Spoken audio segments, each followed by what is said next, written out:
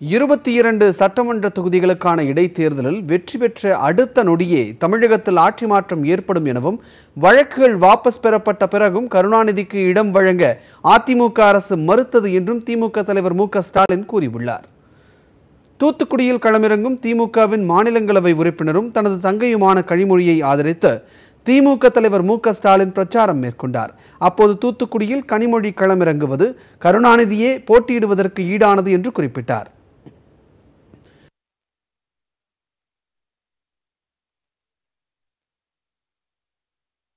ஆக அவர் போட்டியிடுகிறார் என்று சொன்னால் கலைஞரே போட்டியிடுகிறார்.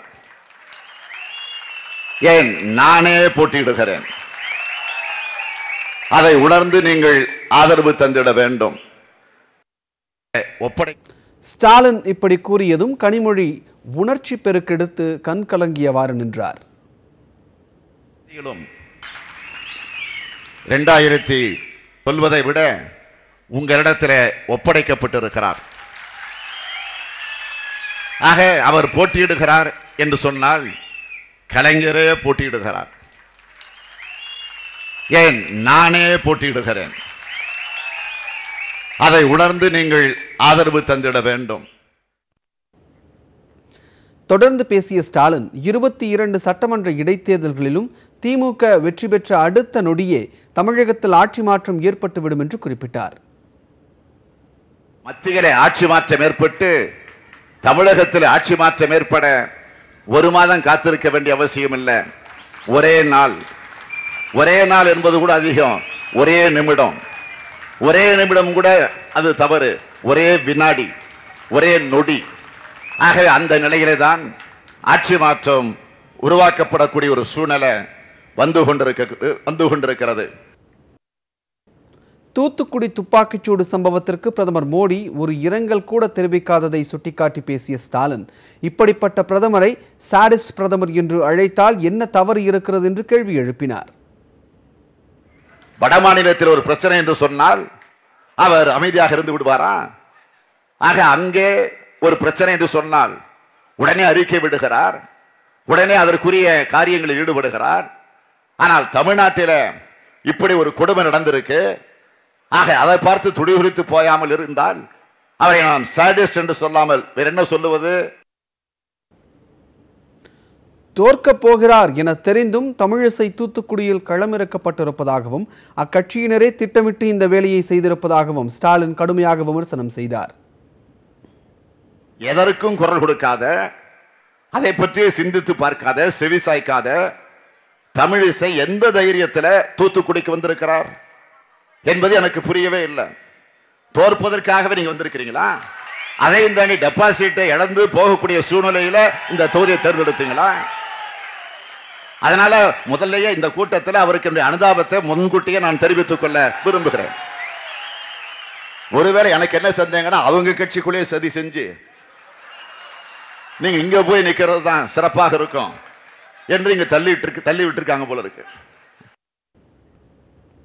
அதிமுக ஆட்சிக்கு பிரதமர் மோடி தான் முட்டுக் கொடுத்து கொண்டிருப்பதாகவும் அவை விரைவில் தூக்கி எறியப்படும் என்றும் அவர் தெரிவித்தார். கருணாநிதி பிறந்த நாளான ஜூன் 3ஆம் தேதி மத்தியிலும் மாநிலத்திலும் ஆட்சி மாற்றம் ஏற்படும் என்றும் ஸ்டாலின் உறுதிபட தெரிவித்தார். மெஜாரிட்டி இல்லாத மைனாரிட்டியாக இருக்கக்கூடிய இந்த எடப்பாடி ஆட்சிக்கு மோடி தான் முட்டு கொடுத்துட்டு இருக்கிறாரு. மோடி இல்லைன்னா இந்த ஆட்சி இல்லை. ஆக மோடி பிரதமராக இல்ல. எப்போ? தலைவர் கலைஞருடைய ஜூன் 3 அவருடைய பிறந்த நாள் அன்று இந்த ஆட்சி தூக்கி எறியப்பட இருக்கிறது. புதிய ஆட்சி உருவாக போகிறது. உறுதி நடக்குதா இல்லைன்னு பாருங்க. ஆக 3ஆம் தேதி அன்று தலைவர் கலைஞருடைய பிறந்த நாள் கொண்டாடப்படுகிற நேரத்தில் புதிய ஆட்சி தமிழகத்திலே மலரப் போகிறது. அப்படி மலரப் போகிற வெற்றி விழா நிகழ்ச்சி என்னுடைய தங்கை கனிமொழியினுடைய கூட்டம் இதே இடத்தில் நடக்கப் போகிறது. அந்த நேரத்தில் நானும் வரத்தான் போகிறேன், உங்களுக்கு நன்றி சொல்லத்தான் போகிறேன். கருணாநிதி மறைவிற்கு 6 அடி நிலம் கூட கொடுக்கவில்லை என்று ஸ்டாலினின் குற்றச்சாட்டுக்கு வழக்குகள் இருந்ததே அதற்கு காரணம் என்று முதலமைச்சர் எடப்பாடி பழனிசாமி விளக்கமளித்திருந்தார். இதனை சுட்டிக்காட்டி பேசிய ஸ்டாலின் வழக்குகள் வாபஸ் பெற்ற பிறகும் அதிமுக அரசு கோடிக்கணக்கில் செலவு செய்து பிரபல வழக்கறிஞரை வரவழைத்து இடம் வழங்க மறுத்து வாதாடியதாக சாடினார். வழக்கு இருந்தது. ஆக அது திராவிட முன்னேற்ற கழகம் போட்ட வழக்கு அல்லது, யாரோ பொதுநல வழக்கு. ஆக இந்த பிரச்சனை வந்த நேரத்தில் பொதுநல வழக்கு போட்டு இருந்தவங்களை முன் வந்து நேரடியாக நீதிமன்றத்திற்கு வந்து நாங்கள் இந்த வழக்கை வாபஸ் வாங்கிக்கிறோம், அதாவது கடற்கரை பக்கத்தில் யாருக்கும் நினைவிடம் வைக்க கூடாதுன்னு ஒரு வழக்கு, அவ்வளவுதான். ஆக அதை வாபஸ் வாங்கிட்டாரு. வாங்கியதற்கு பிறகு நீதிமன்றத்தில் நிலுவையில் இருக்கிறது என்று எடப்பாடி எப்படி சொல்ல முடியும்? ஆக அதற்கு பிறகு எடப்பாடி மறுக்கலையா? நீதிமன்றத்தில் இந்த பிரச்சனை வருது, காலையிலிருந்து மதியம் 3 மணி வரையிலே வழக்கு விசாரணை நடந்துகிட்டு இருக்கு. நான் சொல்றேன், இந்த வழக்க அரசின் சார்பில் ஆஜராவதற்கு அரசு பல கோடி ரூபாய் செலவு செஞ்சு உச்ச நீதிமன்றத்தில் இருக்கக்கூடிய ஒரு மூத்த வழக்கறிஞர், அவருடைய பெயர் CS வைத்தியநாதன், அவரை அடிச்சுக்கிட்டு வந்து வாதாடலையா? வாதாடுகிற போது கலைஞரை பற்றி கொச்சைப்படுத்தி வாதாடினாங்களே, அசிங்கப்படுத்தி வாதாடினார்களே, கலைஞருக்கு எப்படி கொடுக்க முடியும், முடியாது, தடுக்கணும் என்று கொச்சைப்படுத்தி வாதாடினாங்களே. அண்ணா அறிவாலயத்தில் வைக்கலாமா? எத்தனையோ பேர் வேறு இடத்துல வைக்கலாமா கேட்டாங்க, முடியாது. அண்ணாவிடத்தில் அவர் உறுதிமொழி தந்திருக்கிறார். அந்த உறுதிமொழியை கூட நாம் நிறைவேற்றி தரவில்லை என்று சொன்னால் நாம் இருந்து என்ன பயன்? இந்த உயிரோடு இருந்து என்ன பயன்? ஆகவே இவருக்கு நல்ல தீர்ப்பு வரும், பொறுமையாருங்கள் சொல்லி இருந்தேன். பொறுமையாக இருந்தோம், தீர்ப்பு வந்துச்சு, தேன் பாஞ்சிச்சு காதுல. ஒருவேளை தீர்ப்பு சரியாக நமக்கு சாதகமாக வரவில்லை என்று சொன்னால் நாங்க என்ன முடிவு செஞ்சு வச்சிருந்தோம் தெரியுமா? தலைவர் உடலை நாமளே தூக்குவோம், கடற்கரைக்கு கொண்டு போவோம், கொண்டு போய் அடக்கம் செய்வோம், என்ன வந்தாலும் பரவாயில்லை. அவருக்கு இல்லாத இடமா?